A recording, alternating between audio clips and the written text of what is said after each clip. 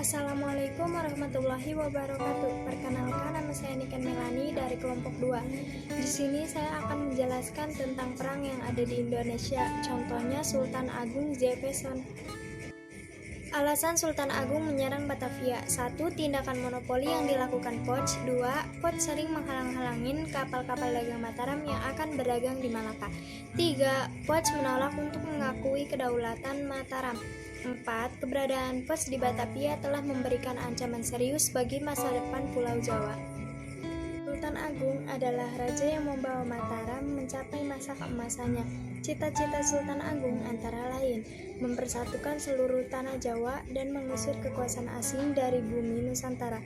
Maka dari itu Sultan Agung sangat menentang keberadaan Poch. Oleh karena itu Sultan Agung merencanakan serangan ke Batavia.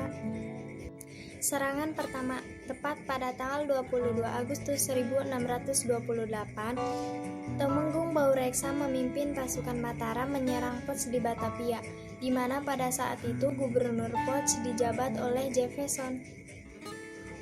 Pasukan Mataram berusaha membangun pos-pos pertahanan, tetapi kompeni Poch berusaha menghalang-halangin sehingga pertempuran sengit tidak dapat dihindarkan.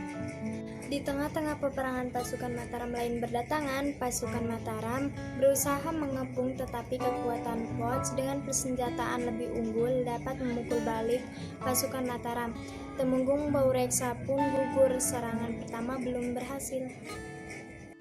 Melemahnya kekuatan Mataram dengan kegagalan kedua penyerangan pasukan Mataram membuat Poch semakin berambisi untuk memaksakan monopoli dan memperluas pengaruhnya di daerah lain.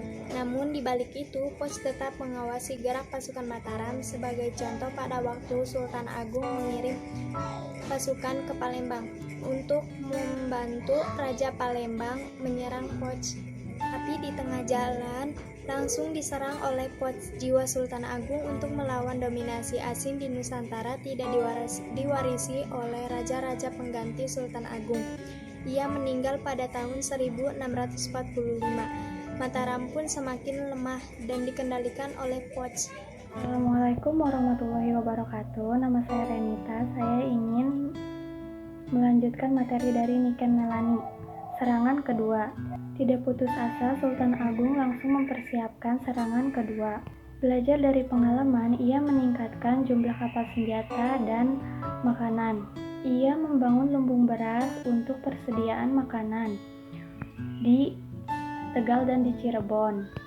Tahun 1629, pasukan Mataram di bawah pimpinan Tumenggung Singanaru, Ki Dipati Juminah, dan Dipati Purbaya.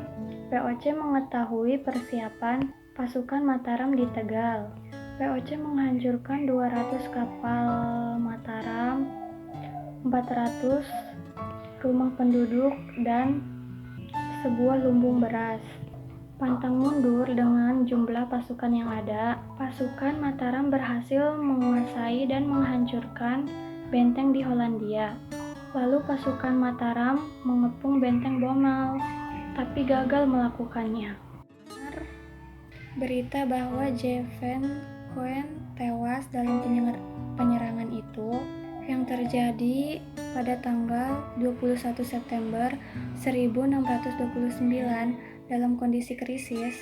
Belanda semakin marah dan meningkatkan kekuatannya untuk mengusir pasukan Mataram dengan senjata yang lebih baik dan lengkap. Pasukan Mataram ditarik mundur kembali ke Mataram. Dengan demikian, serangan Sultan Agung juga mengalami kegagalan.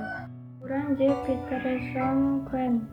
Imogiri berasal dari kata imo yang artinya mendung, dan giri yang artinya gunung.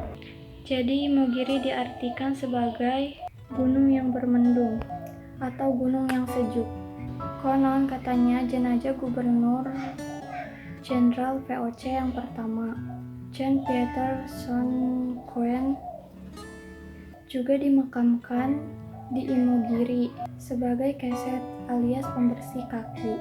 Ada yang berpendapat bahwa makam J.V. Koen itu di Imogiri disebut sebagai makam Indranata. Badannya dibagi, kaki dan tangan ditanam di dekat anak tangga teratas, dekat pohon-pohon kurang terawat tubuhnya atau gembung.